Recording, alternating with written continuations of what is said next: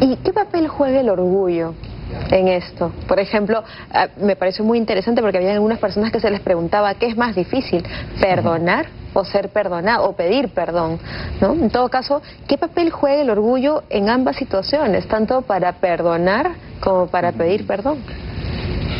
Yo creo que juega un papel bastante relevante en mi propia experiencia. De como yo mejor entiendo, perdonar y pedir perdón, todo pasa por perdonar. Es decir, muchas veces yo quiero, digamos, al pedir perdón, yo lo que estoy haciendo es de alguna manera, y probablemente no con mala intención, digamos, endosando la responsabilidad de soltar ese juicio a otra persona. Es como, y yo me voy a perdonar a mí siempre y cuando tú me perdones a mí. Y lo cierto es que igual siempre lo voy a tener yo conmigo para llevármelo. Entonces, pedir perdón en todo sentido tiene que ver con perdonar primero, y es perdonarme a mí por lo que yo hice primero, para después de alguna manera que ese perdón que viene de afuera yo lo pueda recibir también, o perdonar hacia afuera, que tampoco es necesariamente real, es como una ilusión. Yo no puedo perdonar a otra persona por lo que hace. Es una ilusión que tenemos las personas porque queremos de alguna manera que otros también de alguna manera manejen esa situación conmigo. Y en ese punto el orgullo, el papel que juega es justamente el de justificar el hecho de si yo hice o no hice. O sea, lo que bloquea el orgullo es la aceptación, es el aceptar que yo de verdad necesito trabajar con esta cosa y no es responsabilidad de otros, sino yo me mantengo el orgullo conmigo. Lo que me deja es como hasta aquí nomás llegué, pues no voy más. Me gustaría un poquito unir esta pregunta con la pregunta anterior que hiciste sobre las emociones, porque nosotros consideramos que básicamente las emociones que existen son dos, son el amor y son el temor. De estas dos emociones se ramifican todas las emociones que conocemos. Se ramifican la culpa de la que hablabas, el resentimiento, el odio, la rabia, la ira, ¿sí?, que es lo que conocemos como odio, los celos. Tenemos las emociones, por ejemplo, de la desconfianza en nuestras capacidades para hacer algo. Hay una lista enorme de emociones que básicamente se generan en esto, ¿no? Entonces, cuando hablamos de orgullo, hablamos mucho de la sensación o de la emoción del temor. ¿Por qué yo necesito actuar desde el orgullo? Porque ¿qué es lo que yo estoy temiendo? Estoy temiendo que vuelva a suceder, estoy temiendo que yo no sea capaz de tener una relación saludable, estoy teniendo miedo a que alguien me engañe. Entonces, cuando nosotros actuamos desde el temor, proyectamos la historia de la que les hablaba hace un momento, que es algo que nosotros cargamos atrás. ¿De dónde proviene eso? ¿Proviene de esta situación o proviene de algo anterior? Pero ahora que mencionas el engaño, eso trae un poco a la memoria la infidelidad. Los acompaño a quedarse, nos vamos a ir a un corte y justamente vamos a regresar con ese tema, ¿no? ¿Perdonaría usted una infidelidad? ¿Sí o no? Volvemos.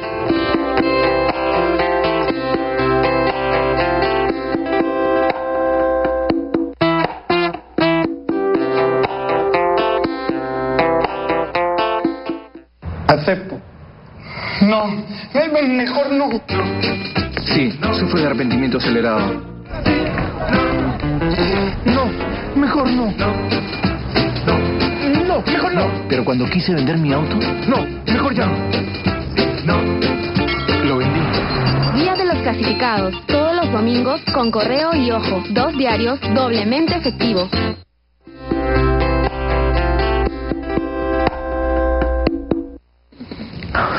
Continuamos en el programa, estamos hablando del perdón y del olvido. ¿Perdonaría usted una infidelidad? ¿Es fácil perdonar una infidelidad? Hubo una persona en el video que dijo que no perdonarías. Lo mencionó claramente, ¿no? Sí, es cierto.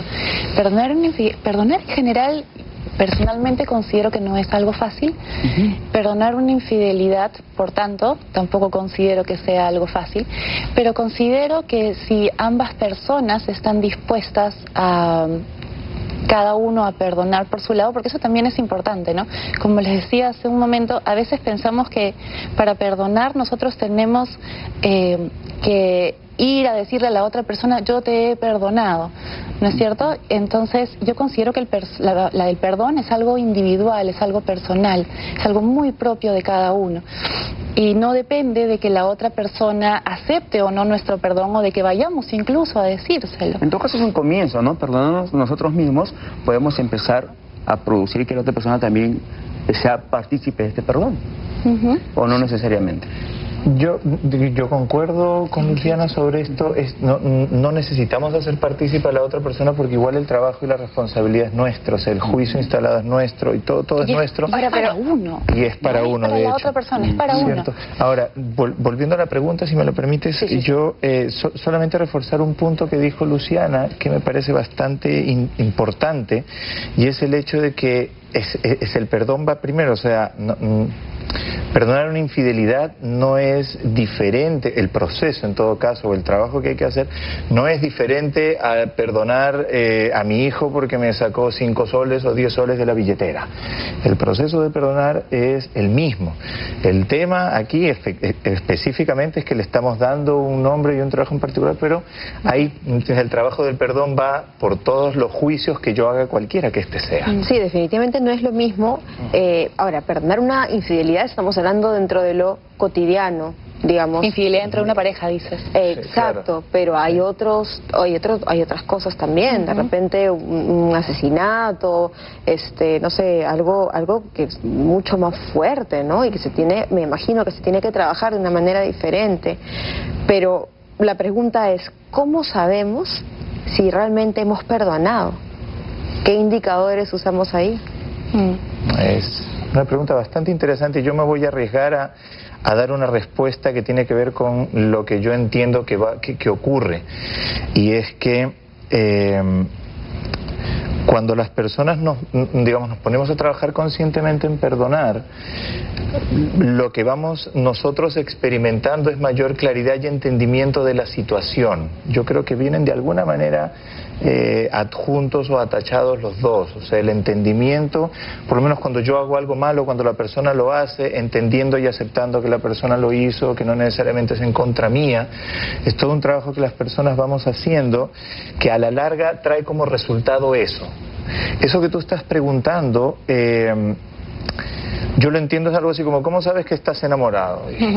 Solamente lo sabes, es como ya está, o sea, de repente pasa la persona enfrente mío y ya no me da como ¿me entiendes? ¿La persona o el hecho?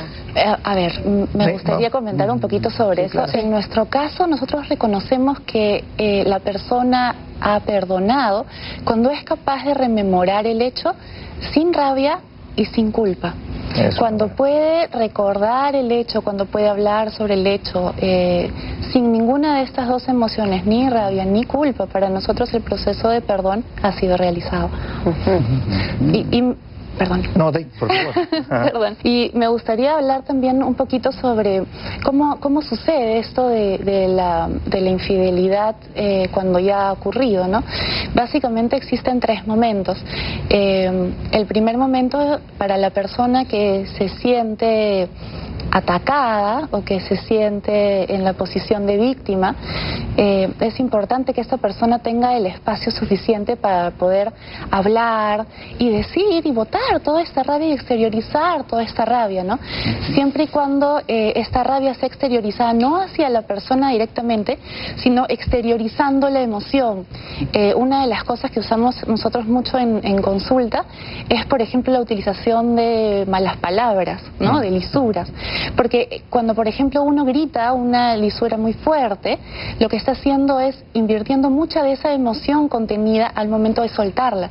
Pero no dirigir esta lisura a la persona, sino simplemente soltarla. Como una descarga de energía. Como una descarga de la emoción que está contenida en forma de vibración, de energía, sí. Ahora, ¿qué tan complicado puede ser para, en este caso, el que cometió la infidelidad?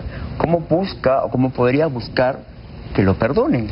Es que nuevamente el tema es que no lo perdonan, no es que lo perdonen a él, yo no te perdono a ti, yo perdono porque eso me permite a mí vivir feliz, vivir tranquila, poder volver a confiar en las personas que tengo alrededor, poder vivir mi vida en libertad.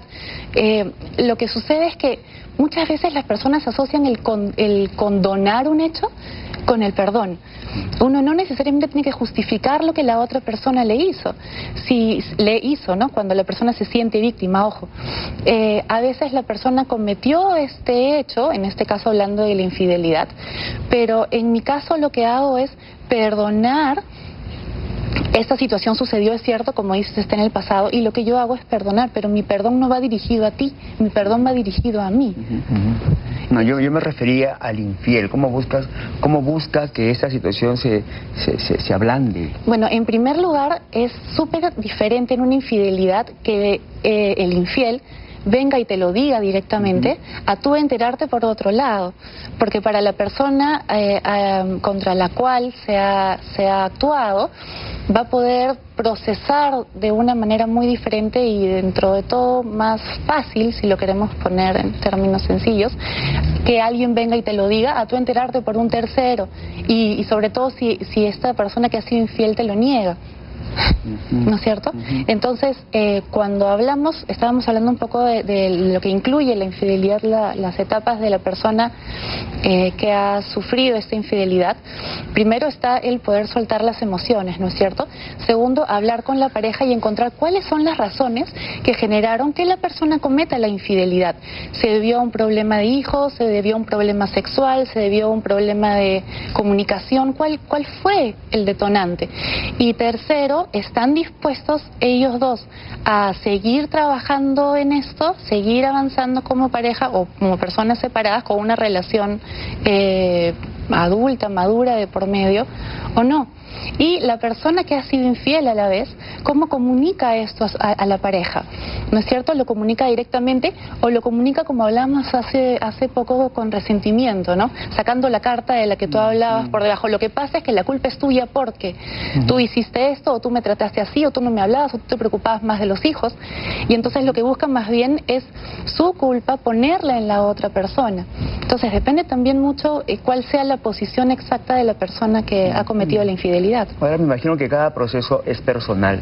Definitivamente. Cada proceso de perdón, incluso en la infidelidad, tú hablabas de cómo hace el infiel para que lo perdonen y no va a ocurrir nunca mientras yo esté. No es que no vaya a ocurrir, es que no me puedo garantizar yo que ocurra en tanto espere que sea la otra persona la que me perdone a mí, porque la otra persona podría tener todo el derecho, si lo quiere, de no perdonarme nunca, que será un rollo de ella en algún momento. Primero me toca de ella porque yo soy hombre, de la persona que fue a la que le fueron infiel. Pero yo no voy a poder obviar, ni evitar, ni esquivar el trabajo conmigo de perdonar lo que yo hice. Y el juicio, de hecho, todo se generó, en términos de la infidelidad, porque yo cometí una acción que probablemente sea contraria a la imagen que yo tengo de mí mismo. Y ahí es donde entra el conflicto. Igual para la otra persona que objeto de la infidelidad es que la otra persona hizo algo, una acción que fue contraria a la imagen que yo tengo de esa persona. El trabajo, desde nuestro punto de vista, va por ahí, siempre conmigo, siempre hacia adentro. Lo de afuera, como decía, hay técnicas como lo que contaba Luciana, que es observar todo lo que ocurre, toda la coyuntura, para ponerme a trabajar sobre eso. Luego de que yo, o mientras, porque eso puede ser al mismo tiempo, sigo trabajando conmigo.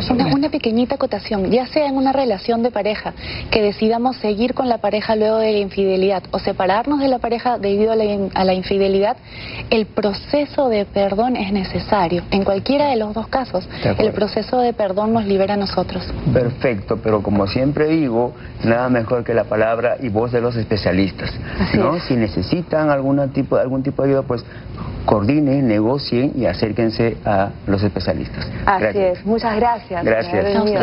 Gracias por la invitación. Y a ustedes les pedimos perdón porque el programa de hoy llegó a su fin, pero volvemos siempre de lunes a viernes de 10:30 a 12 del mediodía. No se olviden que nos pueden escribir a bienporcasa@tvperú.gov.pe y que también nos encuentran en el Facebook. Gracias, chao.